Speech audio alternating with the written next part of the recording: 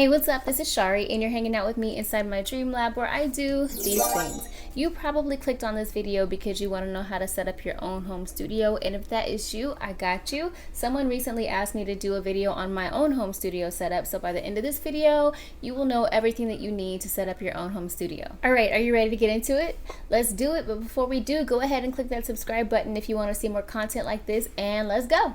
So the first thing that you're going to need are a pair of headphones. These are by Sennheiser in their HD 280 Pro headphones. I got these probably back in 2016 or 2017 and they are really good quality. The only issue that I've had with them was the fact that last year they started peeling, and so it would get like black stuff from the sponge would get in my ears and on my hair and stuff. So what I ended up doing was I was able to get replacements for the inside part that touches your ear, which was really good. I didn't have to buy a whole new pair of headphones. So that was really awesome. So these have been really great, and by the way, I'll go ahead and put a link in the description to all of the equipment that I use so you know exactly what I'm using, and just know that if you do decide to purchase from those links, I'll get a small commission at no additional cost to you. Alright, so the next thing that you're going to want to get is a condenser microphone, and the one that I have is by AKG. It's a C214 microphone. So if you don't know the difference between like a condenser and a dynamic microphone, a condenser microphone is going to capture more frequencies than a dynamic microphone. So the sound quality on this is really good. You got some nerve, boy, sliding into my DMs like it's so good. I got this back in 2017, and during that time I also offered my services on Fiverr to record vocals for people, and I always got lots of compliments about the sound quality. I never got any complaints, so this is a really good microphone. It is on the more expensive side, especially if you're just starting out and you don't have a huge budget or anything like that, but definitely worth saving for, I would say. And it's definitely not as expensive as like the $10,000 microphones that I've seen. I think this was around like $400 or $500 or something like that. But it's I really love this microphone. So you'll also want to get something like a pop filter. This helps with getting rid of plosives, like the air that comes from making sounds like t and p and b, things like that. So that's a good thing to have. In terms of the quality and the type of room you want to record in, I know that's not what this is about, but you'll definitely want to record like in a closet where it's like dry, or a treated room. I record here, which is like the open space of my apartment, and so it's not as clean as it could be, but I get, I feel like I get the job done for what I'm doing. Whenever I'm going to go record like music that I'm going to actually put out, I do plan on going to a professional studio to get that done. So the next thing that you're going to need is an audio interface. The cables from the microphone go into the audio interface, and that's what gets the sound from the microphone to your computer. So the one that I use is called a Volt 2, and it's by Universal Audio. It also comes with free plugins, which is really cool. I haven't used all of the actually haven't used any of the plugins.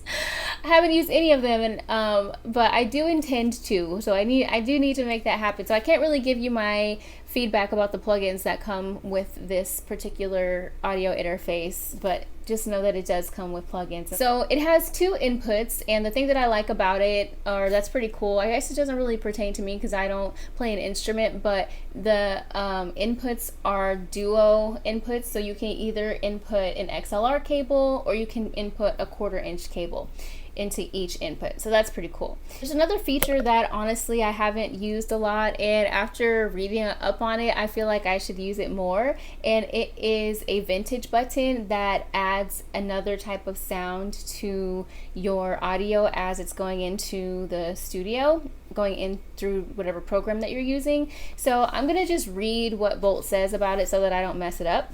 Volt describes it as an all-analog circuit designed exclusively for Volt interfaces, giving you the rich, full sound of Universal Audio 2 preamps on your mic, line, and instrument inputs. So yeah, based on that, I feel like I probably should experiment with using that more, but I can't really give you my feedback about how that button goes or anything like that. So there's the vintage button, there's the instrument button, and then there's also the 40 or the phantom power button, right? And that's basically what condenser microphones are powered by, so you're going to want to turn that button on whenever you're actually recording into your microphone. I've definitely had problems where I'm like trying to record and it's like, why can't I hear myself? And it's because that button isn't powered on.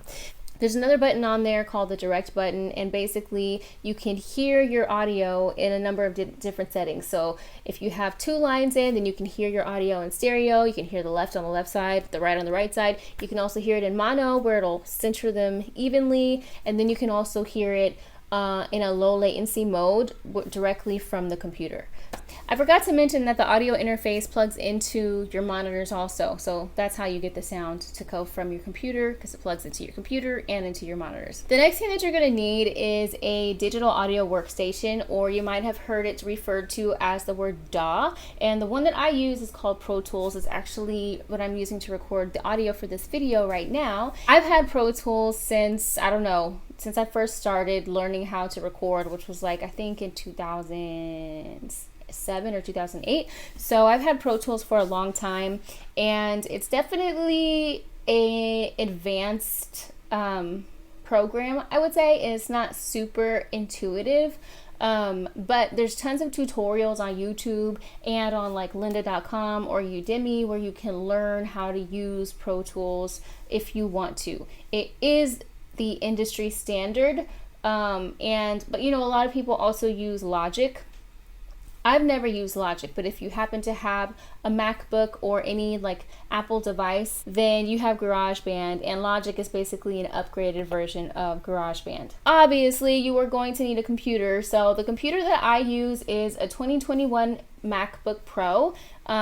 It is a 16-inch MacBook Pro, but I actually don't use the screen on the computer, partly because it's broken, and also because I got this nice monitor from Dell. So this is a 27-inch Dell Ultra Sharp monitor, and I really like using this monitor. I love the fact that it's so big, so when it comes to editing and stuff like that, it's great. It works great.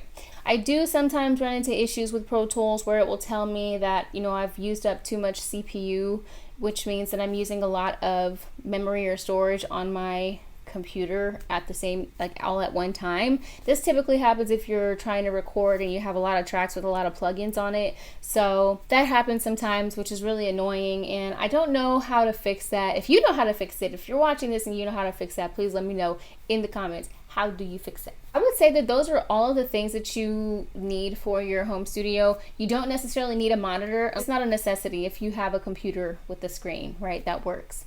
And then for me, because I can't use the controls on my MacBook, I have a wireless mouse and keyboard from Logitech, and this has been okay. As soon as I can, I'm going to get one though that I can connect to my laptop, because sometimes when I'm trying to use the keyboard, it doesn't work, which is really irritating. And so yeah, I'm going to try to get something that I can actually physically plug into my computer so that I can always do it, because it definitely can be time consuming.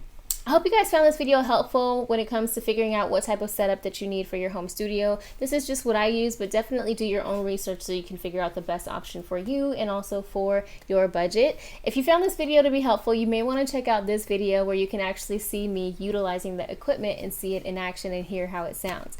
All right, thank you guys so much for watching. Please go ahead and subscribe if you haven't, and if you found this video helpful, please give it a thumbs up, and don't forget to click the notification bell so you can be notified every time I put out a new video. I'll see you guys on the next one. Until then, keep dreaming with your eyes wide open. Bye! I'm going in circles, you spin me around, you got me going in circles.